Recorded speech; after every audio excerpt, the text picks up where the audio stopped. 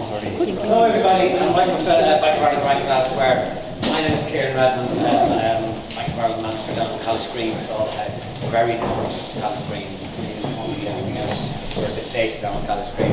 But just to say, I'm only going to say hello and welcome to the IMCA and the CAIM guys again. I think this is our fourth event that we've hosted you, and we're absolutely delighted to do so. I hope you all enjoyed the talk this evening, and thanks for your talk. At this stage, I'd like to say that it's our second event with CAIM, and we're delighted with that, and to say that we're looking at the whole area of non-executive directorships this evening. And we're very fortunate to have as our speaker David Duffy. David is the founder of a company called the Governance Company, and that has a global remit to assess and I guess deliver on the competencies of directors from the point of view of responsibilities in corporate governance. David has a foot in both camps. He's a past president of the IMCA, I think 1992 and 2007. So far. Yeah, we might get you back at some stage in the future, David, as well, to just create the triple. And also, you know, that he's a chartered accountant. And I heard through the grapevine that David is standing for counsel in Chartered Accountants Ireland, so I do a little bit of canvassing on your behalf, David, just to mention that. So David will speak for about 35 minutes, and I'm delighted to welcome Pat Byrne, who's at the back of the room. Pat is the chairman of Chartered Accountants Interim Managers, and Pat will moderate the Q&A session. So at that point, I'll hand over to David. So the NED journey, I launched, plugging this book here, the last book, Institute of Chartered Accountants published it, and we ran a seminar on the journey to an NED, and 300 people turned up at the Institute, not to listen to me, but to listen to the NED journey. And again, something similar with Trinity Business Alumni in November, about 250 people turned up. So there's obviously huge interest in it. And out of that has been spawned this presentation on what I know about the journey from an NED, and I'll tell you what I can tell you. So my background in this is I've been kind of doing an interest in governance for an awful long time. It's about 2004, but actually it was the first book in the country because I couldn't find one as a reference source. And that first book was then republished by the institution 2 years ago, and then it just went on to write this one. It took about 3 years, which is pure torture, based on the latest Companies Act.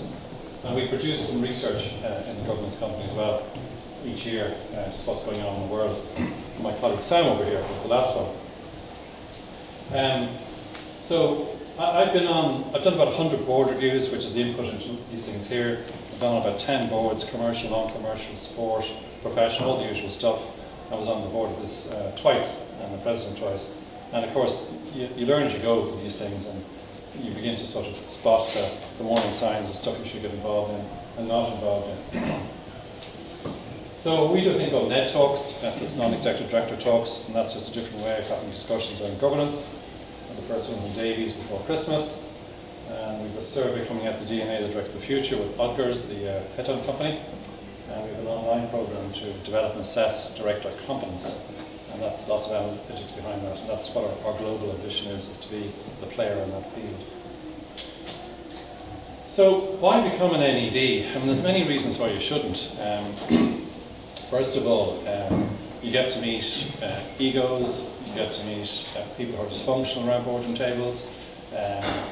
You could have an unhappy time, you could lose your house and all that type of stuff. But actually, it can do you some good as well. It's like joining a new family, actually, and everybody's allegedly all mature. It's fixed term, it's either 3, 6 or 9 years, hopefully. It's very clear who's the boss, who's the chair. So there's a balance there to be struck. But most people want to become an NED for probably a number of reasons. One, they want to give back something in society. And without that in this country, we wouldn't have the board members to support, 10, 15,000 voluntary organisations, which is so there's about 150,000 voluntary directors in the country out there who do what they need to do. And then there's those who have finished an executive career and they want to earn some money doing different things and be in charge of their own canoe and that type of stuff. And then there's people who are quite young who actually want to get some experience and go on the road and see where it takes them. So there's all sorts of motivations for doing it. I think one thing that I would say to you is that if you have this in mind, it is a different career. It's not just, well, I'll do it when I'm finished my full-time job. You've actually got to plan for it. Because if you don't plan for it, it won't work out as well as you like. Fiona Ross, who was the chair of CIE, spoke at the do we had in Trinity, and says it took her 10 years to get a good portfolio of positions. She said about 200 rejection letters.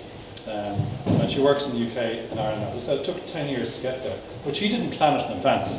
She just said one day, I've had enough of, I think it was Bank of Ireland somewhere, sorry Kieran, and she left and started this road. But it took her a huge amount of time, because she didn't know what she was getting herself in for, and she didn't know how to get kind of ready for it.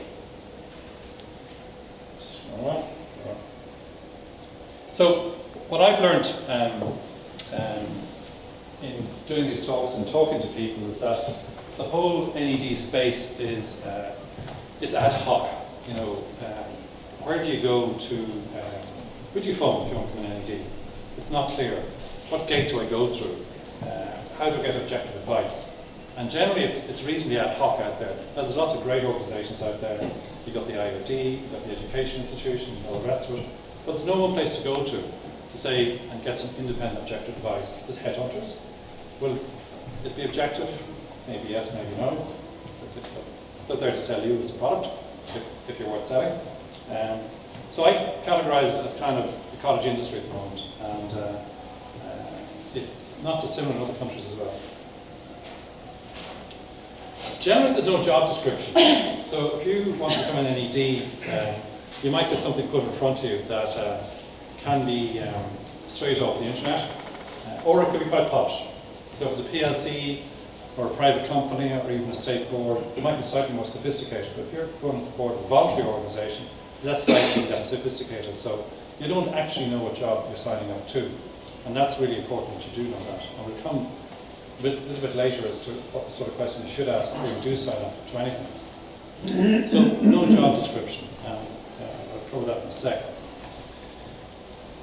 The career guidance is also limited. So there's nobody else out there saying, well, I'm an NED coach, and I'll help you get from where you are today, sitting in front of me here, to becoming an NED on the board of something, PLC or REIT, whatever it might be. There's nobody doing that out there in the market.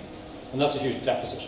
And I think that's why a lot of people came to some of the chats that we had over the last couple of months out there. So where do you start? There's many places you could start, and there's many places you might want to avoid. So you need to plan an NED career like you plan your own careers here today. So it's not just something that's ad hoc, it's not happenstance. You need a clear path. And you need to figure out who you are and what product you could be. So you're all something today, what you want to be in the future. Where do you see that? Or where do you see you might some advantages in the market? At the end of the day, you're a product, and somebody's going to buy you or not, as the case may be, at a certain price point. So you need to make sure that if you want to become an NED, how do I get to the price point I'd like to get to, if you can. So for example, if you want to be an NED on a PLC, the average fee there, according to Corn Ferry report that came out last October, was 62 grand, average NED fee, not bad. If you had 3 or 4 of those, you could survive, you could be kept above the poverty line. But in reality, most aren't like that. They're probably around 15, 20, 30k, depending on the size of the organisation. And state boards and that, they don't pay that well. Fiona got 30 grand for CIE, but she'll earn every penny of that, given the organisation it is. And it's a huge challenge, and I have to commend her for doing it. So getting match fit is a critical thing. So some thoughts that are worth considering. So you need to have a good look at your own skills and experience. What are you? Are you a financial controller with a particular sectoral expertise, functional expertise, or whatever it might be? Because that's part of what you'll be able to sell. You won't be able to sell something you're not. That's going to be really, really hard. So it has to be something that you can point to somewhere down the line. So, a CV for a job as a CFO somewhere or whatever it might be is very different from an NED CV. So the more you can point to some governance experience is really, really important. whether it's a school board, a golf club, GA club, whatever it might be, all helps. You begin to understand how meetings are run or not run. I've come across an awful lot of large organisations where the chairs can't chair. They're just not good at that. They get distracted and can't run agendas. And then I've been asked a good few times is, what qualifications do I need over and above being perhaps a lawyer, an accountant, whatever it might be? And there's things you could do. You can do the IOD course, the Chartered Director one. I haven't done it. It's 15 grand or so. Or you can do the one out in UCD, which I think is the same price. And they're both good. Or you can go to London and do the FT, have a range of courses there. They're 5 to 8 grand, up to 15 grand. And they're probably worth considering because you're going to get exposed to international business. And it's not just UK people who go to the course in the FT, they come from around the world. So automatically you're getting a better network, which may be less so here if you rock up IOD or UCD. But you may not have to do it at all. You might actually have some good experience so far, and you may not need to do that. A guy called Sean Casey, who is the former CEO of Your Insurance, he did both courses, to be sure, before he became an NED. And he sat beside the phone at home, and guess what? It didn't ring. So he's 30 grand lighter, and he's just figuring out, well, what do I need to do? And it took him another year and a quarter to get his first NED position, despite the fact that a seasoned chief executive, he'd done both the courses, but the phone didn't ring. That's because he's no networks worth talking about. And he realised that afterwards. His life was at Bank of Ireland. He was a huge network himself, but he had no other networks, which are incredibly important. So how do you go about getting the NED job? Well, you can go to the headhunters. They're mainly going to be want to sell you to somebody for a fee. And the Mercks, the Amrops, the Corn Ferries and all the rest of it. Or the big accounting and law firms. So some of the law firms will be very close to, say, the funds in the IFSC or whatever. And you can just go and look at the various parties, the various law firms to see what they look after. And it's likely that they might be in a position to say that you're worth considering. Because a lot is quite informal versus the stuff that the headhunters come after you for.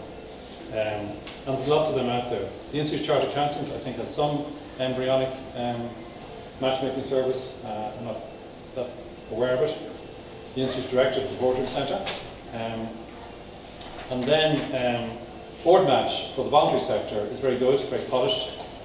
So if you want to get voluntary experience, that's worth knocking on their door.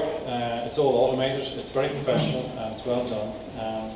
They're looking for about 400 NEDs at the moment in various places. So bear in mind there's 9,000 charters in the country. That's roughly 90,000 directors. If that turns over, say, 20% each year, you can imagine the amount of people looking for NEDs around the country. And then you've got a public appointment service. So if you want to get on the board of the paid or unpaid public appointments board, that's worth considering as well. A friend of mine, she went through that, got on board of the Abbey. And of course, as soon as she got on board of the Abbey, the walls caved in, all the rest of stuff. So that's going to happen at any board, apparently. So, anecdotally, about 70% of your appointments will come through people you know. So if you have networks, or don't have networks, now's the time to think about it. So there's networks in this room here, there's IMCA, the Interim Managers Association, and whatever. Keep them warm, particularly if you have in mind to become an NED. Because out of that comes your contacts. So I've been in the consulting business for 30 years. Without networks, I wouldn't sell a whole lot. So I need to be out and about. Probably this is the same as well. So some research by the IOD, the diversity report in 2017, said that 67% of people who responded to the survey knew one or two people on most boards that they had an interest in, which seems good. So think about that too. That's a way to understand who's on the board and who might be worth tapping on the shoulder. So in terms of networks, it's here, it's your employer, it's sport, if you're into salsa dancing, whatever it might be, they're all good networks. Don't ignore those. And the last thing I would say in relation to trying to get into this space is be visible in the market. So if you have an interest in going this road, carve out a niche for yourself. And you can do that if you're employed somewhere else by just being on LinkedIn, writing blogs, talking, whatever it might be. And that all helps, just being visible. Because it's not about who you know, it's actually about who knows you at the end of the day. So you need to get people to know you. And LinkedIn helps. It's great to have it there. Or Instagram, maybe not for this demographic, I'm not quite sure. But there's all sorts of things out there that you can use to connect with people, both online and offline. But be visible and think about your career trajectory over the next 10, 15 years as to where you want to get to. And build it. It'll take much longer than you think, typically speaking. It takes a long time. So, talk about the search. So if you want to become, just supposing somebody phones you out of the blue, you're really chuffed, don't say yes straight away.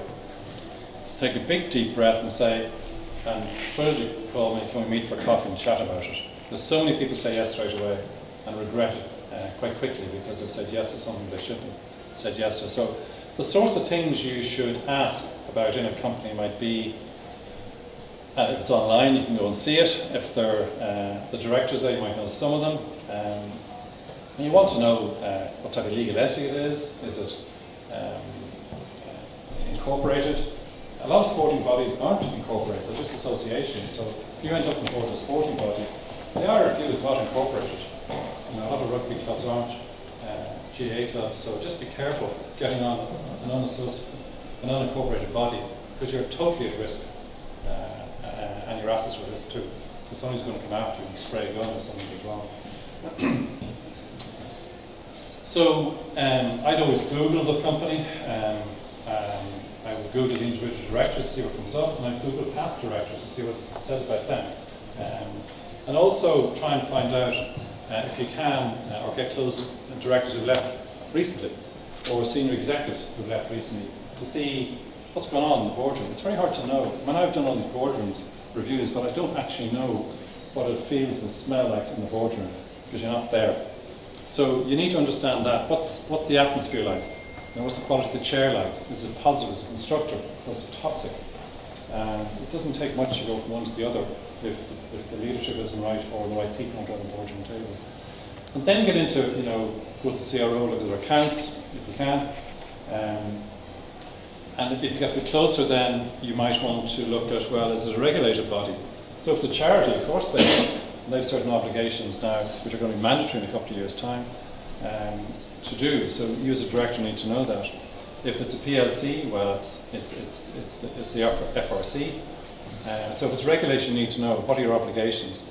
So a lot of people sort of ignore environmental law. So you can actually, if you're a director of a company and the company doesn't do what it should do on the environmental side, you can end up in jail quite quickly, probably even quicker than you can under the Companies Act, because they're much more forceful and they take prosecutions much more quickly, apparently. Not enough, probably, but certainly some.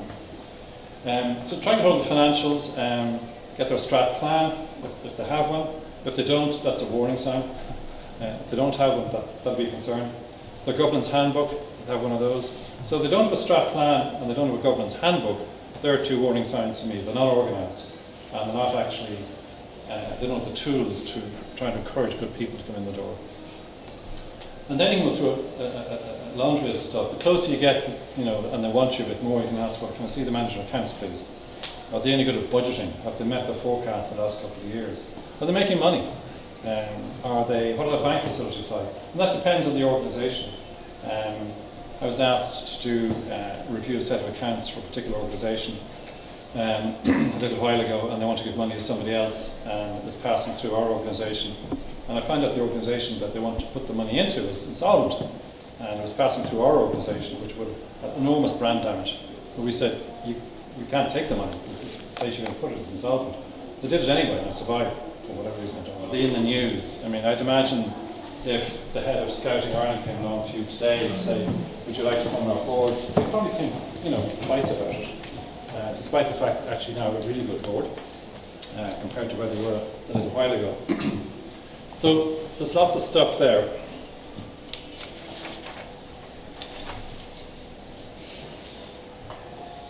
The other thing you might want to consider is any legal case against the company? Can I see the auditor, the auditors get right under the bonnet and things like that? Understand the shareholding structure. So it's a private company. Just supposing you're asked to be chair and the owner's trying to do the right thing. He's still on the board. He's 70% of the shares. You're the chair. You're pretty much impotent because the power is in one person around the boardroom table. So you need to understand that and don't find that out afterwards, that actually your power is limited and you're just there maybe for the wrong reasons, but maybe for the right reasons too. One doesn't know. One can't rush to judgment. So the role of an NED, I think most of you probably know, is just to provide independent, objective advice. You'll be there for a particular reason. You might be there because they want to raise money. They might be there because you know a lot about a particular country. They want to expand to that country. You might be there because you've got a fundraiser, it's a charity, all sorts of reasons. But have absolute clarity in your role. But also, before you say yes, have a look around the website to see, are you comfortable sitting with these people if you know them, and do your R&D on them. And are they people of good standing, good reputation? They've been on the tax defaulters list in the last 5 or 6 years. All that type of stuff. You just never know, because you've got to realise at the end of the day, being an NED, you have one reputation, and you need to guard it with your life. Because once that goes, you're gone, and you'll never get another job as an NED. Certainly to earn money. This is a very small town. London's very different. Paris is very different. Where you can just hide. It's very hard to hide here. So just be careful with that.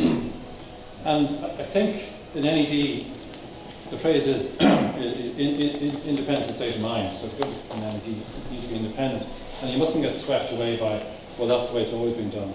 So the hard thing about an NED is asking in the first meeting or 2 or 3 meetings, well, why are we doing it this way?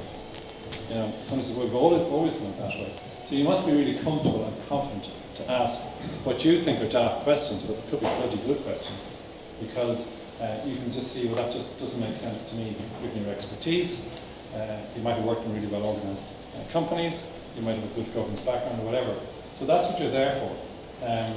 You're not there to cause trouble, but you're certainly there to encourage constructive debate. And one thing I've learned and being around boardroom tables is that, never attack a personality, just attack data or rationale or logic to see if it stands up. Because once you start to do that, that doesn't help the scene in the boardroom. So be careful of that too. Sometimes I'm asked, well, if they don't take my advice and getting frustrated, should I just resign halfway through my term? Well, you could, but then you've got to think of the consequences of that for you and the organisation. You've got collective responsibility around the boardroom table, whether you like it or not. So, they may agree with you one time, disagree the next time. But stepping out mid-term is something you have to think about really, really carefully. And if you're in that situation, go and talk to somebody, get their advice to see what you should do. Now, if there's stuff that's going on that you're uncomfortable with, or you think there's fraud or something like that, that's a different kettle of fish. That might be the wise thing to do. But do remember, despite the fact you step off the board, that can follow you for some time, because it was on your watch. So just because you leave doesn't mean you're absolved of any responsibility. And I don't know how long that will follow you, but it will depend on its case-by-case situation. So just be careful about that. So I've been in situations on boards where you think, God, can this get any worse? And it can. And then you just say, well, we'll just go with it and try to sort out the situation. Whether it's a solvency issue, a reputation issue, or a toxic situation in the boardroom, which is probably the worst of all, because it's so hard to work together. So that's kind of a bit of the role of the NED. And I suppose one other thing I've learned is when you're asked to go on a board, they say, well, it's only going to take you, 10x a year, and it's always 20x. Because you're going to be on a committee, and there's always going to be some sort of crisis somewhere that will even out the numbers. So that's inevitable. So don't sign up to 3 or 4 NED positions without realising if bombs go off in all these places at the same time, you've actually no time to do your day job. And that's happened to me once, and it was horrific. And I'll never do it again.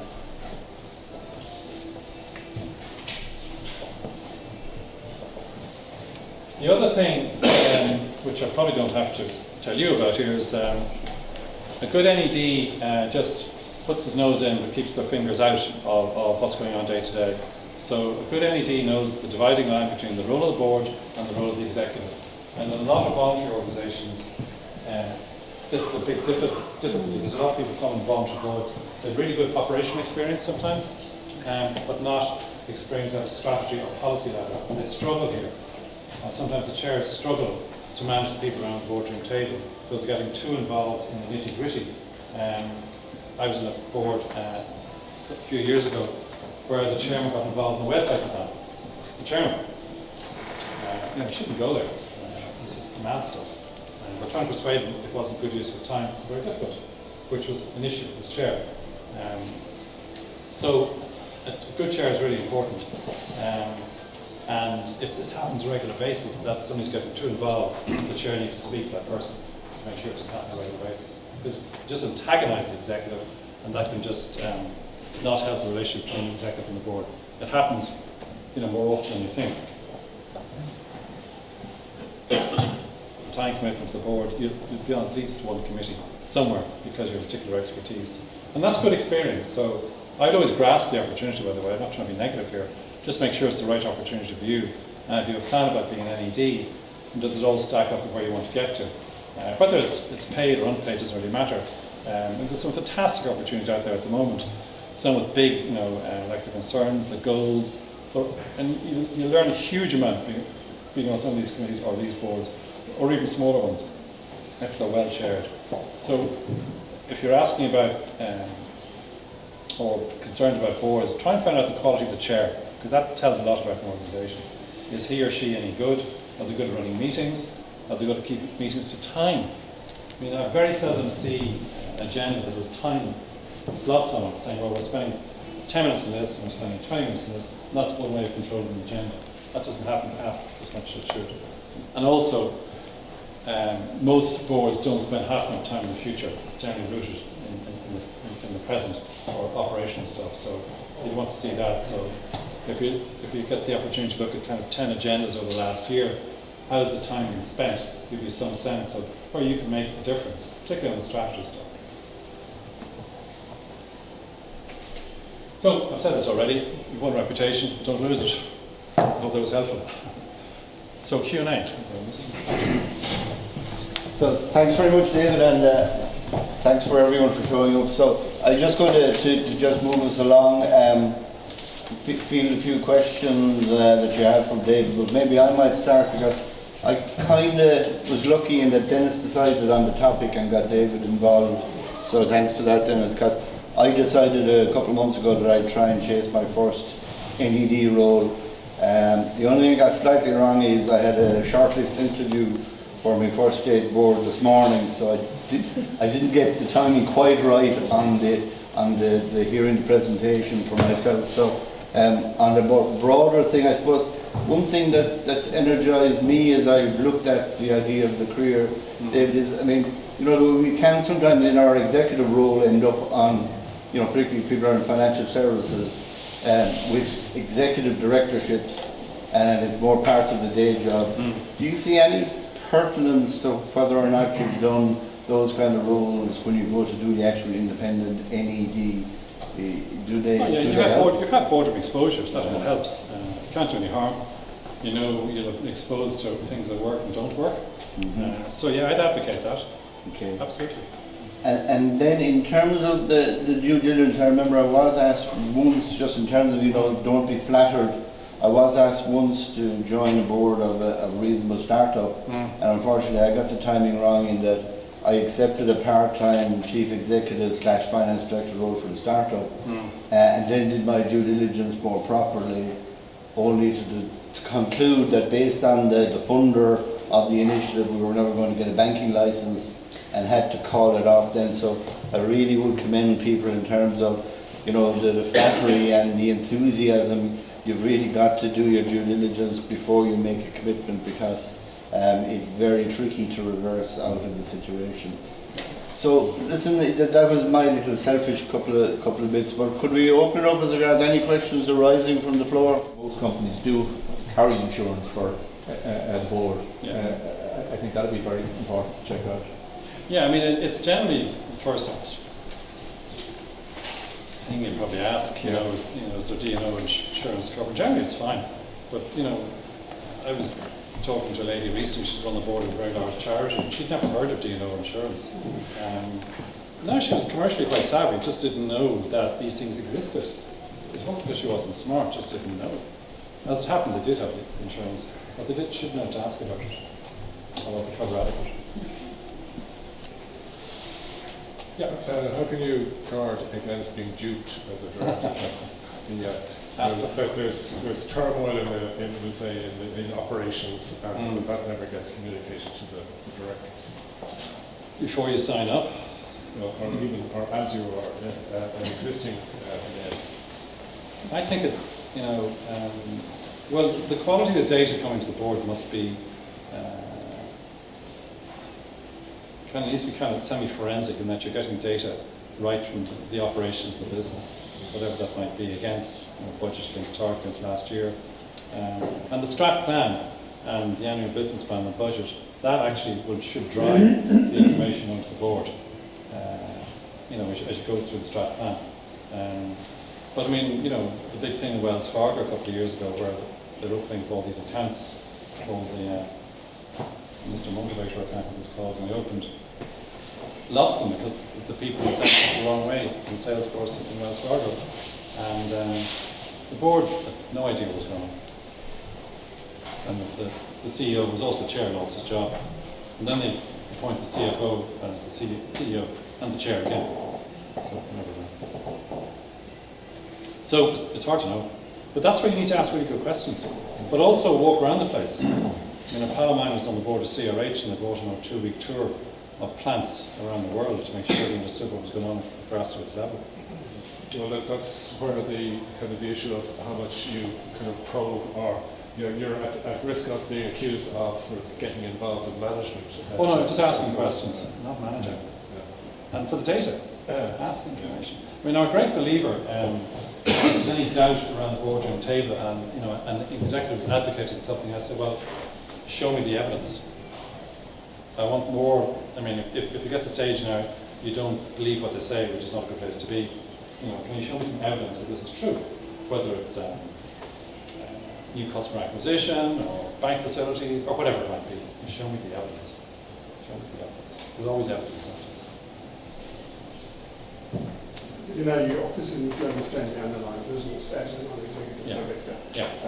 So your research needs to cover that particular aspect, I should think. And then also, like I said, the guy who's taken over the club. I mean, I think it's essentially in the manufacturing environment. You need to know what we actually do and how we do it.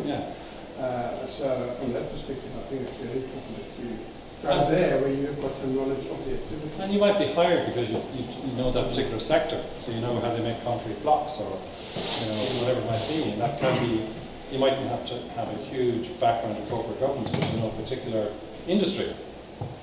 And that could be your way to a board position quite quickly. And yes. You covered the difference between the voluntary sector and the commercial sector. Can you give us a few minutes on the difference between public sector boards and private sector jobs or boards? Well, the responsibilities are massively different. There is collective responsibility. You're appointed for 3 or 6 years or 9 on the outside. The public sector ones will the statutory boards, so they're not companies under the Companies Act, so they'll all have their own statute. The state boards will have their own state code, which most organisations abide by. So that's what the directors need to sign off every year on, that they abide by the state code, which is actually very demanding. It covers anything from salaries paid to a certain level to procurement and lots of other things I can't even remember. And that's a code of 160 pages, which 2 directors must sign off on behalf of all the other directors. I mean, you're much more in the public glare being on a state board than I think sometimes on a commercial board. And you may not get paid.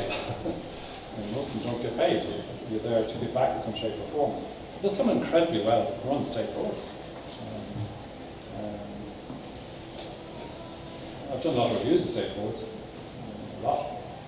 Most are well run. What are your reviews of boards?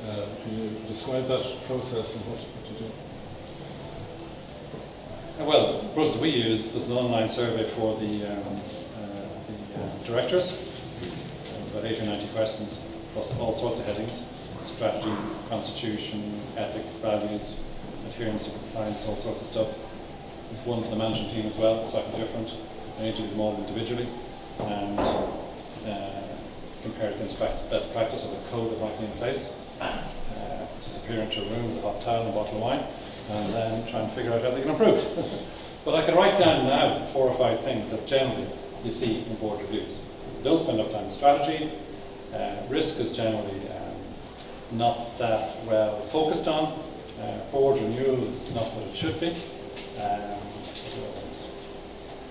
And information that goes to the board is never reviewed on a regular basis. I mean, the executive just plough out the same information on a fairly regular basis without adherence to the strat plan and the stuff the board wants to know. And they don't focus on reviewing the strategy on a very regular basis. Those are things I see all the time, by the right report.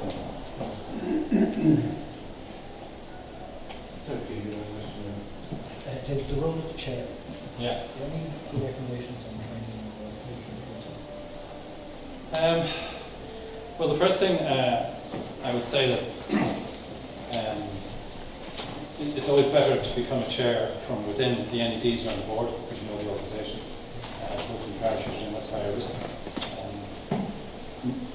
The role of the NED versus the role of the chair is a very different skill set. Just because you're a good NED doesn't make sure you're going to be a good chair. You've got to, you're the boss of the board. You've got to make sure the board functions. You've operational responsibility for it. There's a work plan, with meetings, with resources, and all type of stuff. So you've got to get that to work. There's actually very few places you can go in Dublin to get help in that. I think the ID might do the odd thing, I'm not quite sure. There's nothing of substance in the market here for that. There is in London, and it's quite good. The FT, I think, or something. But yeah, it's a very different skill set. Just be wary of that. And you need to be able to sort of, the people around the table, they're a team with great skills and experience typically, and how do you get the most out of those without knowing them that well? That's the other thing. And you're going to get 2 hours or 2.5 hours once every 6 or 8 weeks. You might have the odd social event. But actually, how do I make the best use of the talent around the table? And that's the real skill of the chair, is making sure that they understand the people, and you can put the effort into making them more profitable at this time. But the more you know about them, the better you can get them to perform. Boards that are, been going on for a long time and you don't hear anything, churning out the results, they tend to be the ones.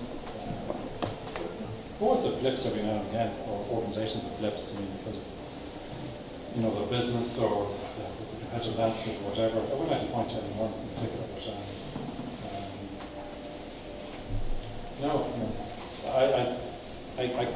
I write all these case studies for a living. I circulate them. I have people with bad board practice.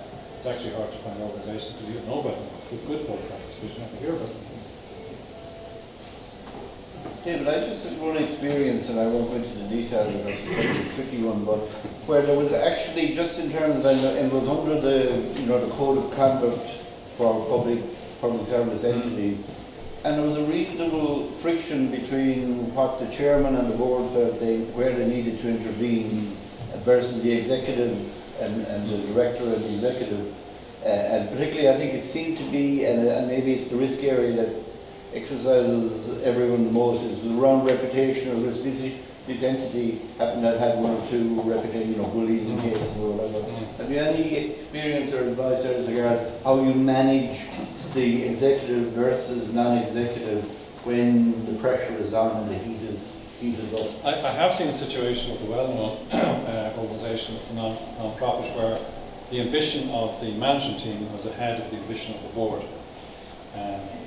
And that all ended in tears, because the ambition of the management team was too great for the organisation to absorb, and took risks that eventually came back to haunt them. But the board weren't close enough to the executive to say, look, should we be doing this?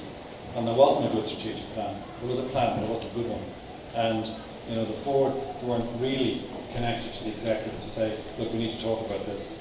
So the board let the executive go too far down a particular road, and then the executive got a bit pissed off, and the whole thing ended in tears, and most the executive left or wind assisted departures. So in that case there, that's where the chair leadership needs to come into play, and laying down the law about what he or she thinks should happen, and talk to people on the board table informally, try and build a case, whatever it might be, a bit like Theresa May in Westminster at the moment, maybe not quite as bad as that. But just trying to see, can there be an outbreak of common sense amongst the adults around the table to say, look, can we go a particular route here that I can buy into? And that's where the chair's role plays an important part outside the boardroom as well. But you really want stuff to go inside the boardroom, not outside the boardroom. But that stuff is unminted outside the boardroom. Yes, just one there. David, hi. Just the role of voluntary boards. How many voluntary directors are there, did you say, in Ireland? Oh, well, there's 9,000 registered charities with the regulator, and that doesn't include all sporting organisations, so there must be 10, 15,000 boards. Okay. And how many directors then? So that was 7 to 10. It's a lot. And the comment on the particular responsibilities in the voluntary board as opposed to a commercial organisation? Well, if they're under the Companies Act, it's no different. So the same. Whether paid or unpaid, executive director, non-executive director, all the same. And a lot of people don't realise that. Some people think naively that because I'm a volunteer, that I have less responsibility. Absolutely not. In front of the judge, get that one. And there used to be talk about this, a consultant, this slightly separate thing about this idea of the shadow director. Yes. Is that kind of highlighted in the Companies Act as well, or is that a highly risky situation now? Well, you don't be shadow director. Yeah. So you're not on the board per se. You might be in the room for whatever reason, and if you're seen to be participating in influencing the direction of the organisation or taking part in decision making, notwithstanding the fact you're not a director, you could be perceived as a shadow director. And you don't want to be that. I mean, there's a trend, certainly. I talked to a guy recently. He's a VC here, and some of the big American VCs want to put observers into the room here. And he's asking me, what's the status of an observer? Well, they could end up being shadow directors. But they say nothing is fine. So the credit union movement, you have a board now, and then you've got a board oversight committee.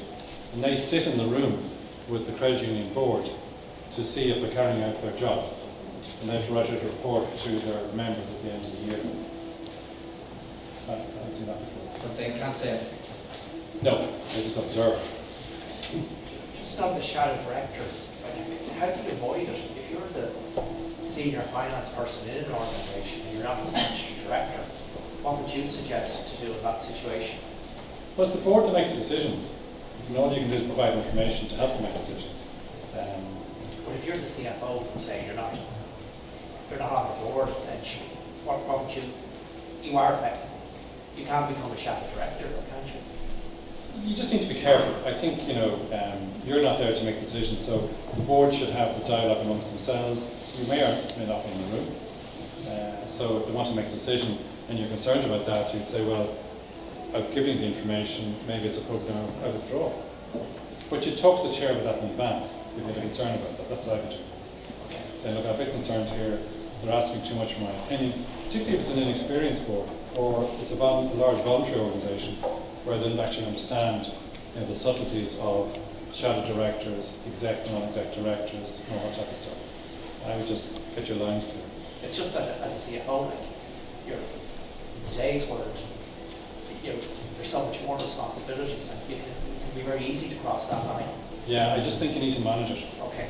Manage it very carefully, with the help of the chair. And the chair, a good chair will understand that. We'll say this is not for the minutes. What's your view on that?